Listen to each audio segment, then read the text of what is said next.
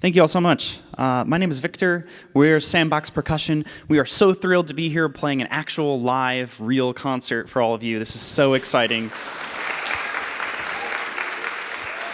Thank you so much for coming out. Hope everyone's been staying safe and staying home for a bit, but now, we get to venture out a little bit for just a bit, so that's fun. And to everybody who is watching on the live stream right now, thank you so much for tuning in. We're so excited to play this program for all of you on the internet and for those of you here with us today as well. So the piece that we just played was Haiku 2 by our good friend Andy Akiho, and we're going to play a lot more of his music later on that Ian is going to talk a little bit about.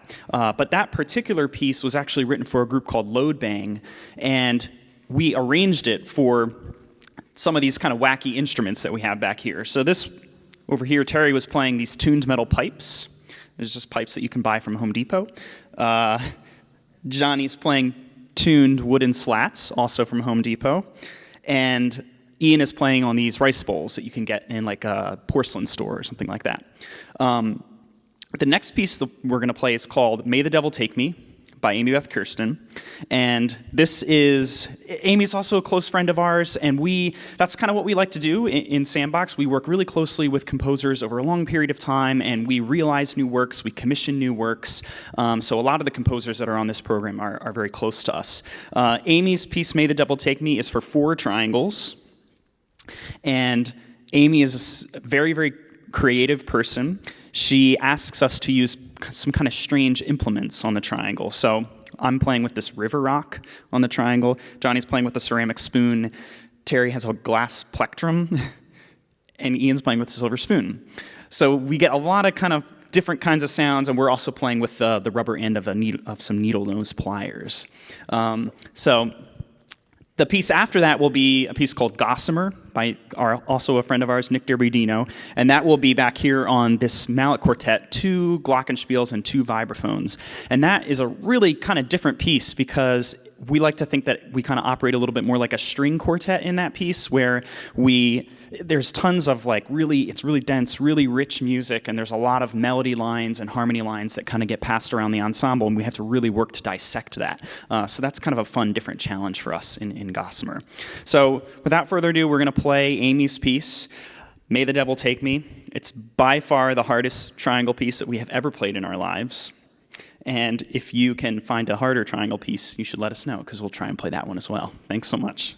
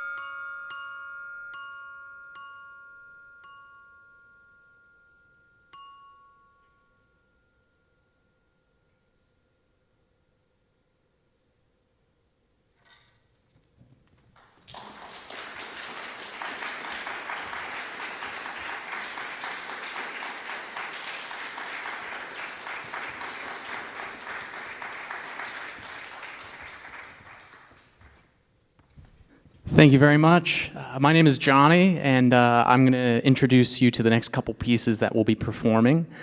First one is going to be Dark Full Ride by Julia Wolfe, just the first movement. And that's for these 4 hi-hats and cymbals. And hi-hats are something we've all probably seen on a drum set before. But typically it's accompanied with a snare drum and a bass drum and tom-toms and all this good stuff. But Julia Wolfe had the bold idea to zero in on just the hi-hat, which certainly makes our lives easier when it comes to moving equipment. But it's biting off a lot to try and create a whole piece of music out of one instrument. But she really rose to the occasion with this because the hi-hat has so many different possible timbres. With the foot pedal, you can have the cymbals closed together to have a really tight sound, or opened up to have a really loose, kind of sizzling sound, and everything in between. And you can also mess around with where on the cymbal you play to get different sounds. So you'll see a little bit of all of that in this Dark Full Ride performance. After that, we are going to give a world premiere of sorts. It's a piece by Julius Eastman called Joy Boy, which was written back in 1974, but it has an open instrumentation. It's written for 4 treble instruments, and that could mean anything: flutes, saxophones, voices, pianos. We had never heard an arrangement for 4 percussionists, but we loved the music, so we thought we'd take a stab at it. So we put it on 2 vibraphones, and it's a real journey to see how those harmonies can mix together on that instrument, and what we can do to create the arc that the piece deserves. So that'll be next after you hear Dark Full Ride by Julia Wolfe.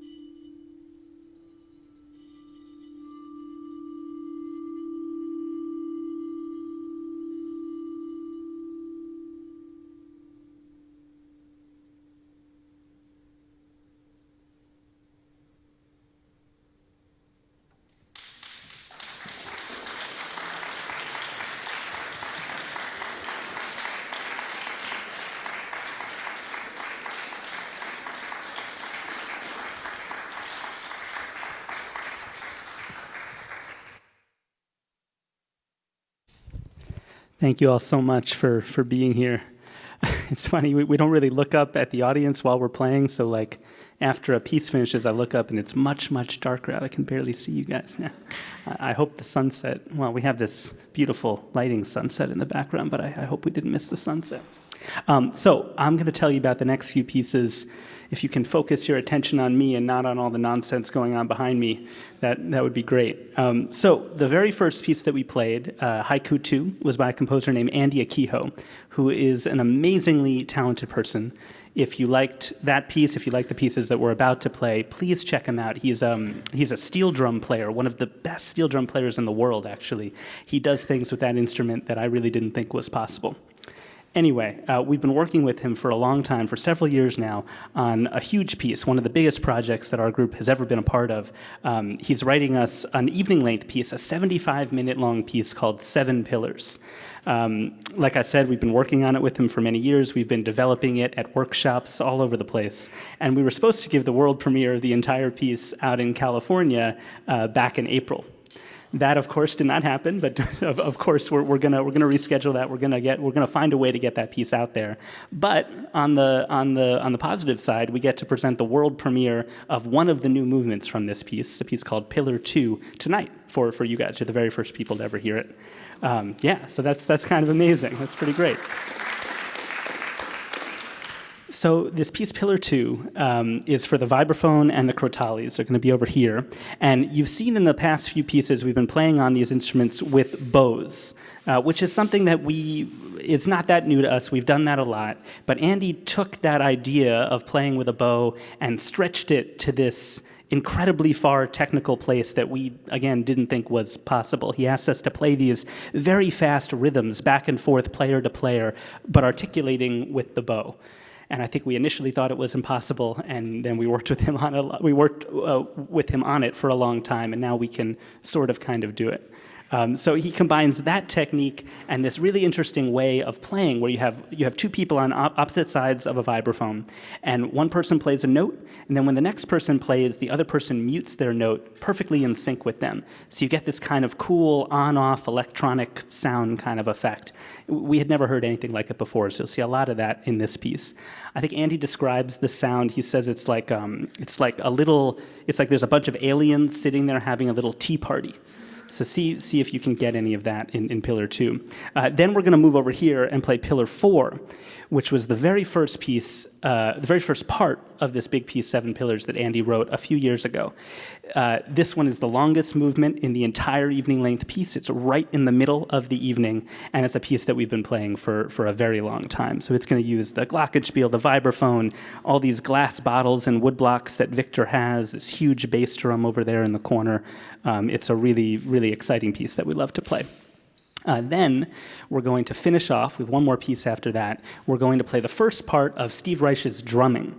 So Steve Reich, to us, is like Beethoven. He is one of the most important composers in our history because he wrote music for us that placed us front and center. He wrote percussion music that could exist on its own, which was not a thing that too many composers did when he was writing this music. This piece, drumming, is from 1971, and it also is a very long piece. The entire piece is over an hour long. We are not playing the entire piece tonight. We're just going to play the first part of it, which is about 10 minutes long or so, and it's on these pairs of bongos here.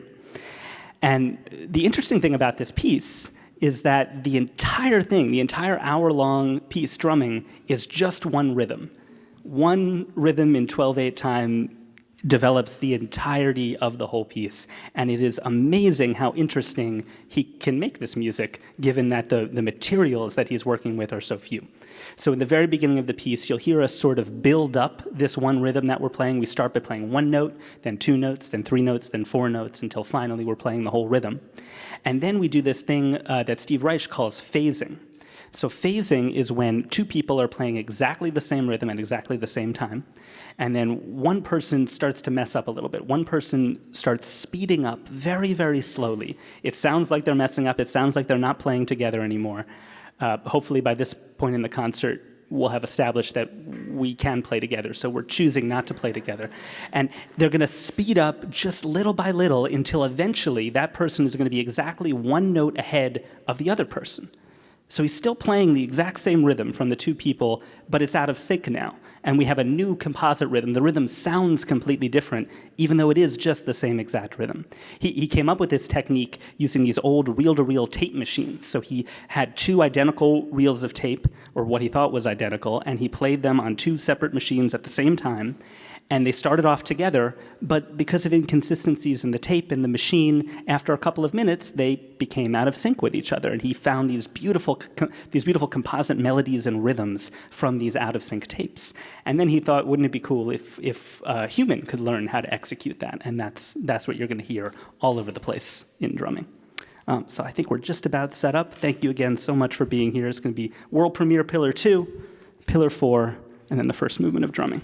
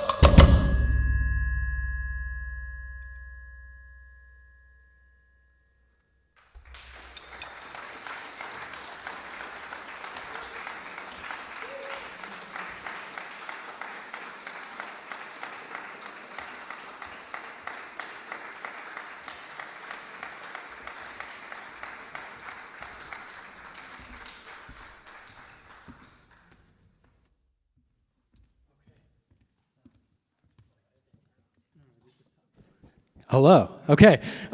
We have one more piece for you. Like Ian mentioned, this is the Steve Reich drumming piece. Before we get to that, I just have a couple of thank yous. First and foremost, we really want to thank Elena for making all of this possible. Obviously, it's a little more complicated, and there's a lot more things to plan, details to figure out in this current moment for a concert. So we're super grateful to be here, like the three of them all said. And also, all the tech that's happening behind us is thanks to Connor, Oleg, and Delia, who spent all day today and all day yesterday making it happen.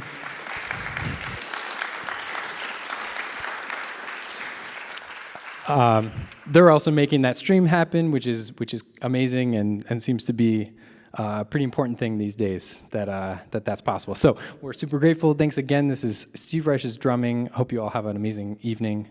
Thanks again.